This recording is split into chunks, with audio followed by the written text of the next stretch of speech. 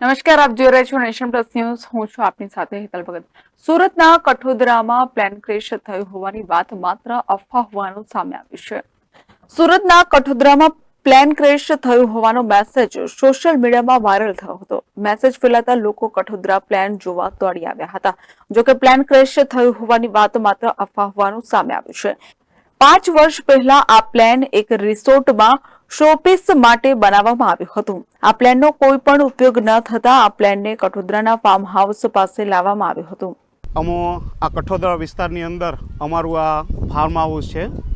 Social મીડિયાની અંદર કાલ રાતનો એક મેસેજ વાયરલ થયેલો છે કે કઠોદરા રોડ પર આ એક એરોપ્લેન ક્રેશ થયેલું છે, પણ બિલકુલ એવું કશું છે જ નહીં. આજથી 5 વર્ષ પહેલાં એક રિસોર્ટ માટે આ પ્લેન એક બીજી જગ્યા પર લાવેલા, તો એ લોકોને ત્યાં એ પ્રોજેક્ટ બંધ રહેતા આ પ્લેનને અમો લોકો આ કઠોદરા રોડ પર આવેલું અમારું આ જેમ ફાર્મ પર અમારા શોપીસ માટે માત્ર ને માત્ર લાવેલા છીએ.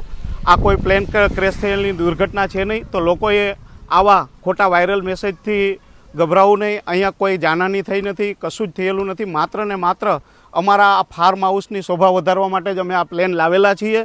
બીજું કે કાલે રાતના અહીંયા માહોલ થોડો એવો હતો કે રોડ જામની ને આવી બધી સમસ્યાઓ હતી, એટલે અમે અમારા પ્લેનને જે મૂળ જગ્યાએ પર રાખવાનું હતું ત્યાં રાખી શક્યા નથી. આજે રાત સુધીમાં પણ અમે આ પ્લેનને આ રોડ પરથી હટાવી અને અમારા ફાર્મ હાઉસની યોગ્ય જગ્યા પર અમે આને ટ્રાન્સફર કરી આપશી. અસ્તુ વંદે માતરમ. Report Nation Plus News Surat. સમાચારોના સતત અપડેટ મેળવવા માટે અમારી નેશન પ્લસ ન્યૂઝની યુટ્યુબ ચેનલને સબસ્ક્રાઇબ કરો, બેલ આઇકન દબાવો અને જોડાયેલા રહો ફેસબુક, ઇન્સ્ટાગ્રામ અને ટ્વિટર પર.